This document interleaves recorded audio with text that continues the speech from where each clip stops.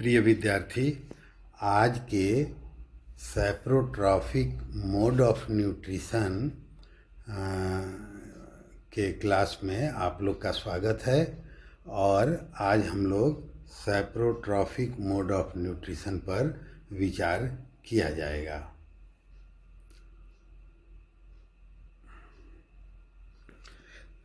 The uptake of nutrient by organism from dead and decaying matter in the form of solution is called saprotrophic nutrition.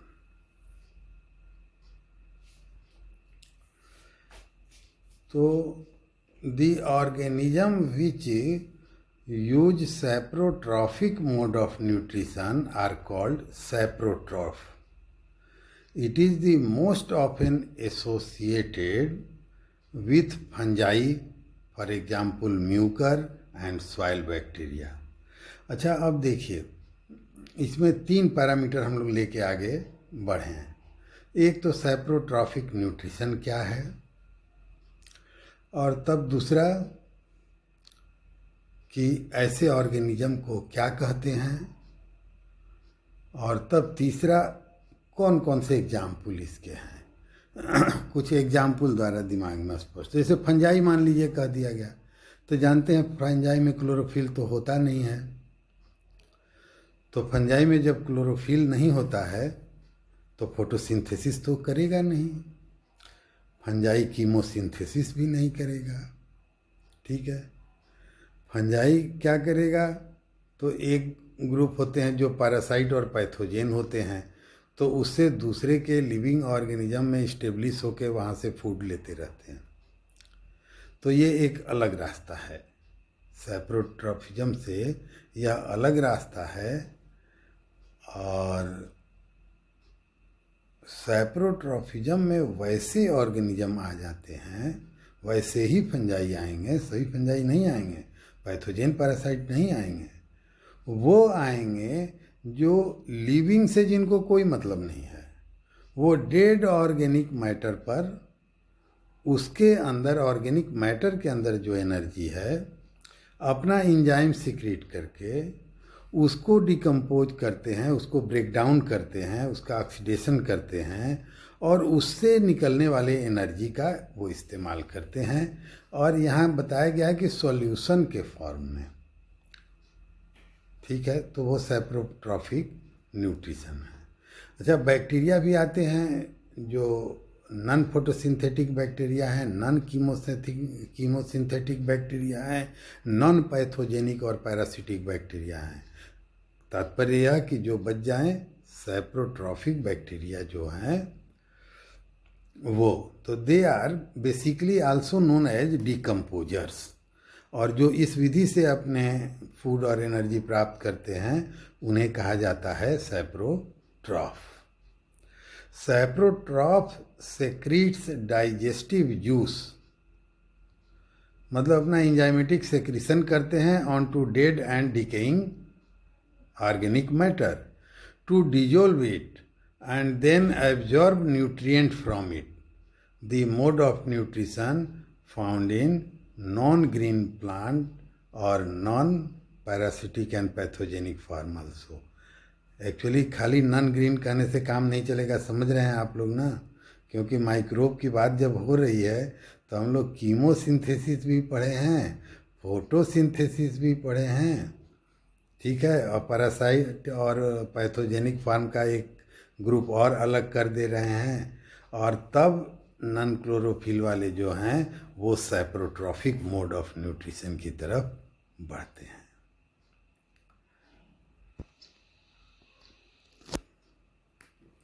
अब देखिए, ये है mushroom, छत्ता है उसका, यह टर्सीरी माइसीलियम भी कहा जाता है, और यह स्यूडोपेरेन्काइमेटस होता है। अब ये देखिए, सॉइल में ग्रो कर रहा है, वहाँ का सॉइल ऑर्गेनिक मैटर में बहुत रिच होगा, और बड़ी लंबे समय से इस फंजाई का माइसीलियम वहाँ पर हॉरिजेंटली उसमें चारों ओर इनर्वेट किए हुए ग्रो करते रहता है।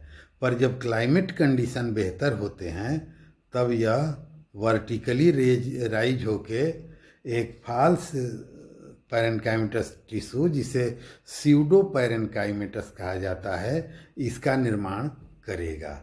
और अंदर ही अंदर उस फंजाई का माइसीलियम चारों ओर सबस्ट्रेटम में भरा हुआ है, वह अपना एंजाइम सिक्रीट कर रहा है और वहाँ से न्यूट्रिशन को डिजोल्व कर रहा है और उसको एब्जॉर्ब कर रहा है। कुछ न्यूट्रिशन सॉइल सॉल्यूशन में वैसे ही ऑब्जर्वेबल फॉर्म में रहेंगे, एब्जॉर्बेबल फॉर्म में वो एब्जॉर्ब करेगा ही, पर एनर्जी के लिए ऑर्गेनिक मैटर को इसे डिकम्पोज करना पड़ेगा। ठीक है, तो वो डिकम्पोज करके उस सोल्यूलाइज करता है और तब जो है उसे एब्जॉर्ब करता है। तो ये एक एग्जाम्पल हो गया सैप्रोट्रॉफ का। अब देखिए यहाँ पर और भी एग्जाम्पल हैं बताया, इसके अंदर बैक्टीरिया है और दूसरे तरह के दो मशरूम यहाँ पर हैं। ये कॉमन जनरलाइज्ड नेम है मशरूम, इसमें एगारिकस, पॉलीपोरस ये सब आएंगे, तरह तरह के फॉर्म होते हैं जो कि हायर बैसिडियोमाइसीट्स के अंतर्गत आते हैं। और साथ में एक ये और ऑर्गेनिज्म है, smaller level of organism flagellated bacteria है। तो इस प्रकार से ये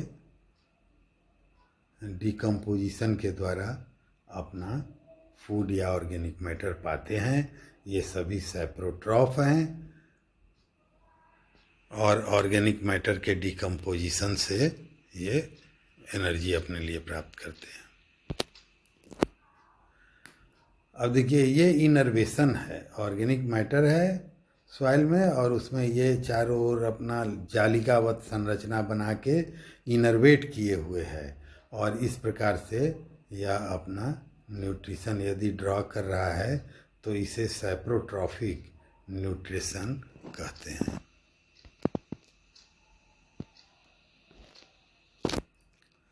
अब देखिए जो ये सैप्रोट्रॉफ हैं इसमें भी दो ग्रुप तो कम से कम हमें बांटना होगा। पहले तो वो इसके अंतर्गत आएंगे जो कि सैप्रोट्रॉफिक हैं, सैप्रोफाइट भी कहा जा सकता है। ये चूँकि ये लोग प्लांट हैं इसलिए इन्हें सैप्रोफाइट कहते हैं। तो ये जो सैप्रोफाइट हैं जिनमें सैप्रोट्रॉफिक मोड ऑफ न्यूट्रिशन होता है, तो इन्हें दो रूप में कौन कौन बांटा गया। एक को बोला जाता है सैप्रोफाइट और दूसरे को बोला जाता है फैकल्टेटिव सैप्रोफाइट। इन दोनों का अंतर स्पष्ट होना चाहिए। देखिए सैप्रोफाइट वह है जो कि ऑर्गेनिक मैटर के डिकम्पोजिशन से अपना फूड प्राप्त करता है, अपना न्यूट्रिशन प्राप्त करता है, अपना एनर्जी प्राप्त करता है। पर साथ में एक ऐसा भी ग्रुप है जिसे फैकल्टेटिव सैप्रोफाइट कहते हैं और उसकी खासियत ये है कि वो एक्चुअली होते हैं पैरासाइट, पर जब होस्ट किल हो जाता है पैरासिटिज्म के दौरान तो उसके साथ साथ ये भी नष्ट नहीं होते हैं। तब ऑर्गेनिक मैटर जो होस्ट है उसके डेब्रिस पे, उसके डेड ऑर्गेनिक मैटर और डेब्रिस पे ये ग्रो करते रहेंगे। तो पहले तो पैरासिटिक मोड था, लेकिन बाद में जब होस्ट डाई कर गया और तब भी ये ग्रो कर रहे हैं, स्पोरुलेट कर रहे हैं, कोलोनाइज कर रहे हैं, तो उसका आधार क्या है। तो होस्ट से तो इनको उस प्रकार से तो नहीं मिल रहा है, तो वो आधार बनता है सैप्रोट्रॉफिज्म। तब ये सैप्रोफाइट की तरह काम करने लगते हैं।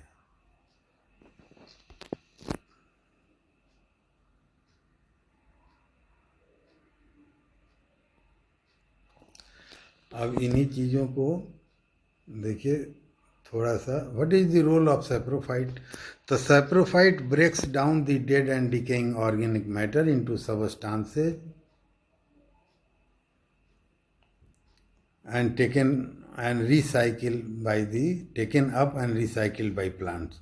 Thus, the very important role maintaining in ecological balance and nutrient cycling. They are scavenger as well.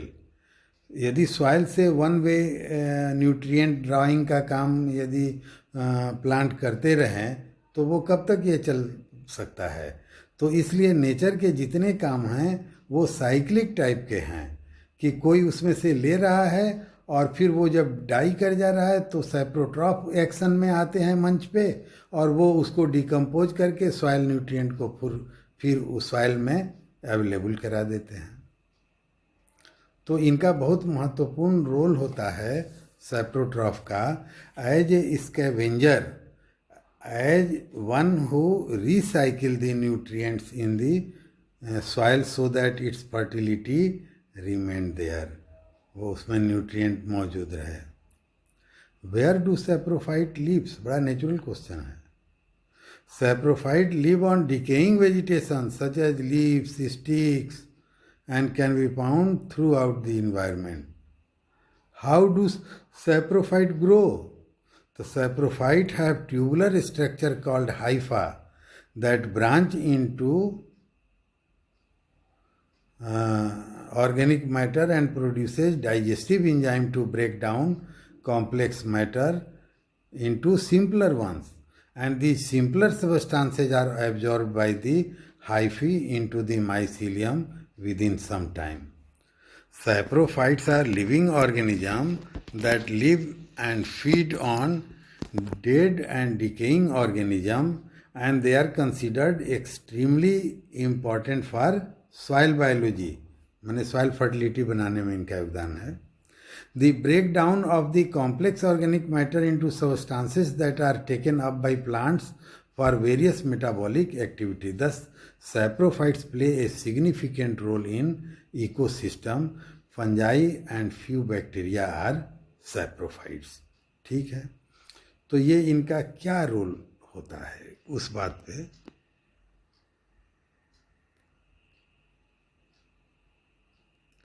अच्छा, इनका कुछ कैरेक्टरिस्टिक्स यदि सामने लाने का हो तो क्या लाया जा सकता है कि they produce filament, they are divide of leaves, roots and stem, ये सब चीज़ इनमें नहीं होता है, फंजाई में सब चीज़ नहीं होता है। They cannot perform photosynthesis and are heterotroph, photosynthesis, chemosynthesis ये सब नहीं करते हैं और ये हेटेरोट्रॉफ में आते हैं। They can produce spores, saprophytes जो हैं वो स्पोर प्रोड्यूस कर सकते हैं।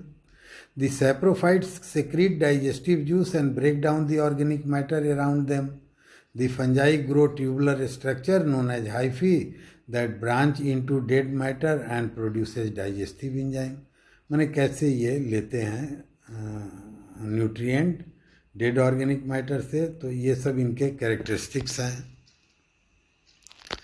Saprophytes undergoes extracellular digestion to digest the dead and decaying matter. Saprophytic nutrition क्या है?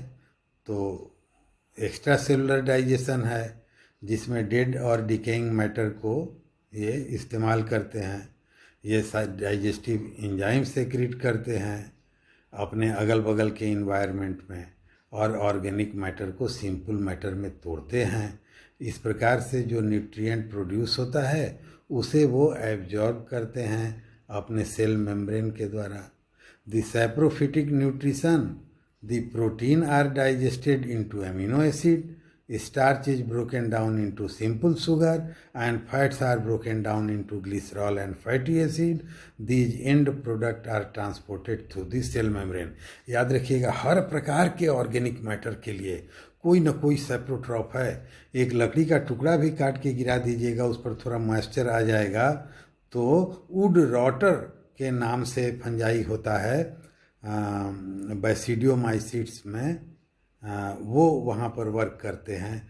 तो कोई भी ऐसा, चाहे अल्कोहल हो, आयल हो, मिथेनोजेनिक बैक्टीरिया भी आप जानते हैं, तो ये हर प्रकार के मैटर के लिए डिकम्पोजर्स हैं, वन और अदर।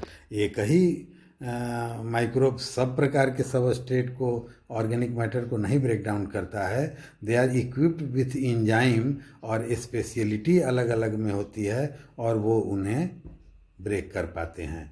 तो इस प्रकार से सारे ऑर्गेनिक मैटर को कोई न कोई माइक्रोब ब्रेक डाउन करता है।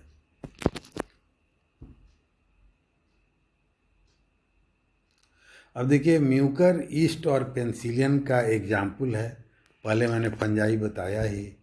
अब कंक्लूजन यह है कि saprophytes are decomposers since they feed on the dead and decaying matter. Suitable conditions are required for the optimum growth of saprophytes. If they have access to sufficient water, they grow well. Saprophytes do not thrive under alkaline condition. Alkaline condition में saprotrophs नहीं thrive कर पाते हैं। They grow well in neutral or slightly acidic soil. There must usually be oxygen present, as the majority of the saprophyte cannot grow under anaerobic condition. कुछ bacteria एनएरोबिकली grow करेंगे और वो भी डिकम्पोज करते हैं, वो भी सैप्रोट्रॉफ हैं, पर सामान्य तौर से ये जो हैं वह एरोबिक कंडीशन डिमांड करते हैं, अधिकतर एरोबिक होते हैं। ठीक है दोस्तों, तो आप लोगों ने ध्यानपूर्वक मेरी बात सुनी और इसके लिए धन्यवाद आप लोग को।